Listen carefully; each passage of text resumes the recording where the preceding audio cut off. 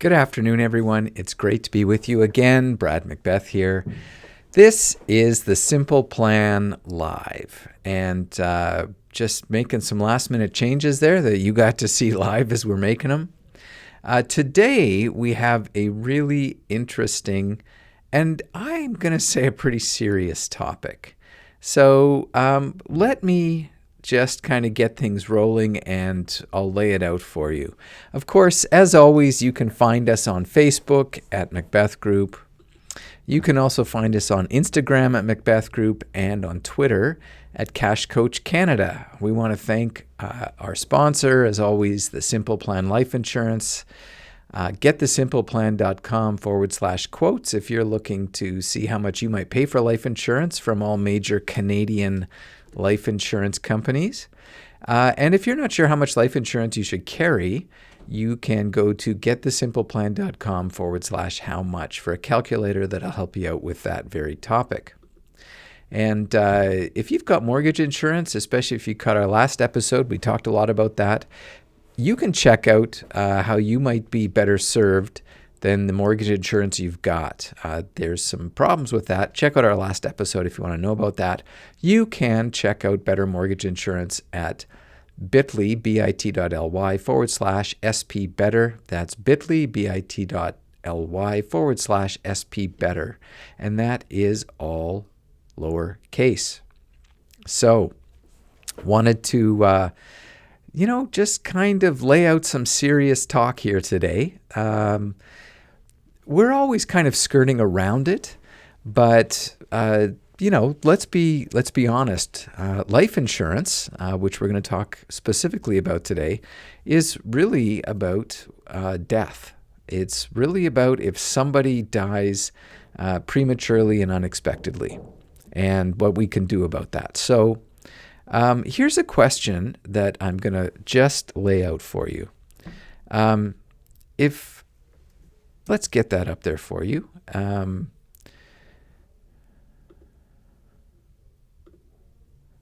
right, so it's not looking very good. Let me just ask it this way. If something tragic and unexpected were to happen to you, who do you want deciding whether and how your family is taken care of? Maybe a few neighbors, a handful of friends, maybe the odd family member, or perhaps a whole bunch of strangers. Is that what you want? Is that how you think that you would want things laid out? Or do you want to be the one who decides if your family is taken care of? So it might sound like a bit of a strange question, but here's where it's coming from. Today, a lot of people have fallen in love with the idea of GoFundMe. And GoFundMe is great for some things. I think crowdsourcing for lots of things can be really good. But crowdsourcing, whether your family is going to be taken care of in the future, is not really a great approach to life. And just think of it this way. There are things put on GoFundMe every day, tragic stories of people that need some money to help them out because they weren't prepared for the tragedy that came upon them, the unexpected death, the severe injury, or what have you. And to be sure, things happen in life. We certainly can't plan for everything, but we can be prepared for eventualities. And so I want to talk, and I want to be very delicate about this today. I don't want to provide really specific identifying information because this is a very recent tragedy that's happened within the region that I live in. And what happened is quite common and yet truly awful. And so we have a mother of a family, kids at home. They were just out enjoying some summer activities. She ended up in the lake and wasn't really clear why. But when they got her out, she was not doing well at all, had some kind of a medical event. And tragically, very shortly thereafter, passed away. To lay it out a little further, some of the kids have special needs, which she was playing a very significant role in taking care of. And the father was just about to venture up north in the part of the country I live in. That's a not uncommon way of making a living, to go work, spending, shifting time in and out, maybe a couple of weeks on the job up north away from the family and a couple of weeks back at home on a break, in that kind of a cycle. Now, of course, he's not going to be able to do that because he has to take care of the family now. And so in this scenario, and I don't know details beyond that, I don't know what the medical event was, I don't know if they had life insurance, but they put up a GoFundMe page to help them out. And so this is what I'm referring to when I say, do you want a few neighbors and friends and maybe the odd family member and a bunch of strangers deciding if your family is taken care of if something unexpected and tragic happens? Or do you want to be the one who decides that? And of course, what I'm getting at is that this is exactly what life insurance is. People think that life insurance is kind of, at best, maybe dull, at worst, some people think it's a scam, which I can assure you, having delivered a fair number of death benefit checks to families that desperately needed them in their times of greatest trouble, it's far from that. It's a great financial planning tool and a great support to life for people who are in a great trial. And this is really, life insurance is just a way of spreading the risk of these kinds of things that happen across a large body of people. So I pay life insurance premiums. I've paid them for many years. I continue to pay them. I'm very happy to say no one's ever had to collect on my life insurance. I'm also very happy to say that by paying life insurance premiums, it has benefited other families who have had that tragedy befall them. We're just sharing that risk. It's a way of doing it. And that, of course, is what people think of when they think of GoFundMe. The problem with something like GoFundMe is there are a million of these stories going on all the time. And what gets determined by this crowd is, well, do they think your story is particularly worthy, or is maybe the other story more particularly worthy that they're going to put some money down onto? So I think that most of us would prefer that we put our family's future and well-being in our own hands, which is what getting life insurance is about. And so what I'm really going to get on today is what to do for family members who don't earn an income, because it's been a big question that I've seen online is, particularly, not always, but particularly for stay-at-home parents or stay-at-home spouses, someone who's just kind of manning the home front. But of course, that is a massive undertaking. And they're doing all that work and doing all that caring, helping out the family, supporting and sustaining the family. Do they need life insurance? You don't need life insurance to replace their income, obviously. But as we saw in the example of the family I talked about, they really did need life insurance on the woman who passed away, because now the father is in a bind. He can't go do the work that he was going to do because the family needs to be taken care of. And so he can't be away 2 weeks at a time. But at the same time, he needs an income. They need money to live on. And that's what life insurance provides. So I just want to talk for a while about ensuring family members, stay-at-home spouses, and often it's women, but certainly not always, who are taking care of the home and taking care of children. Of course, I've known many who are schooling children at home, and of course that's become a much, much more common event now in the time of this COVID pandemic. We have a lot of parents who are trying to cope, managing at home, overseeing their kids, helping them with their education as we try to muddle our way through this pandemic, which, hopefully isn't going to be with us forever, but has created a lot of parents who are working from home perhaps, but many who are just at home taking care of the family. So can we get life insurance for that? Well, the first answer, of course, is absolutely we can. There's no issue with doing that. life insurance is not means tested. It doesn't matter if you're earning an income. It's simply just based on your age and the amount of coverage you want and your health status. And so what we're talking about is protecting your family, being sure that you can help your family if you don't earn an income, and how that can work out. And, there are many different types of families these days. We've got many families with just a single child. We've got families with single parents. And we've got, of course, larger families, as we always have had. And so how do we take care of those families and make sure that they, if something unexpected and tragic befalls them, that they're going to be doing well? And so, of course, we always have insurance on our things. Of course, we have insurance on our house, and you're required to do that if you have a mortgage on your house. But we need to insure the people who are making our family work in the home. So you might have one parent who is working and bringing in the income into the home, but the other parent is doing much of the work in the home to ensure that the family is sustained and taken care of. So again, looking at the example we talked about earlier, if the stay-at-home spouse passes away, that's when it really gets exposed what they're providing. And this is what we want to be insuring. Because when we buy insurance, life insurance, what we're doing is we're really just protecting our family's way of life, our family's lifestyle, from taking a terrible hit if something happens to somebody. So we don't want our family in their time of greatest sorrow to end up unable to afford to keep the roof over the head or put the food on the table.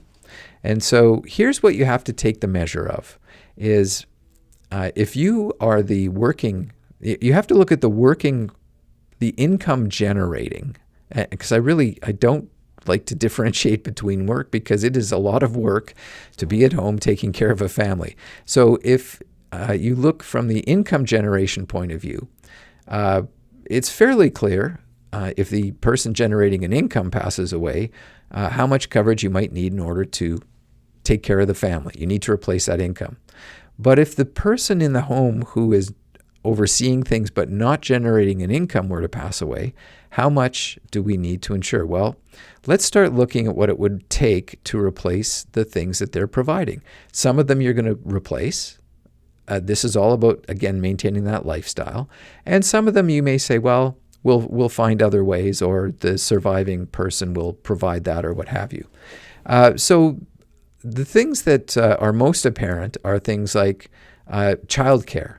Number one, first and foremost, if you have children at home, there's childcare. And it's not always apparent what this is exactly. So, obviously if you have a 2-year-old, childcare is a full-time thing where that child needs complete ongoing supervision. So how are you going to replace that? That's one question. And you can go out and find out how much that might cost. Depends on your jurisdiction, but full-time daycare for a child might be somewhere in the order of $1,000 to $2,000 a month or more, depending where you're located. That's one thing to look at. Who's maintaining, who's taking care of the actual well-being of the home itself? Who's cleaning it, who's keeping everything working in it, who's overseeing it, all that. Are you going to want some assistance in doing that? And I would put it to you that if you're a surviving parent, and maybe you're the income-generating parent, but if you're a surviving income-generating parent and you continue to work full-time, coming home and attending to the emotional needs of your family, and on top of it saying, okay, now I have to do all the work to take care of the building, the place where we live, and I have to put food on prepare the food, put it all on the table, all that stuff. I would venture that you're probably going to want some help in that area as well.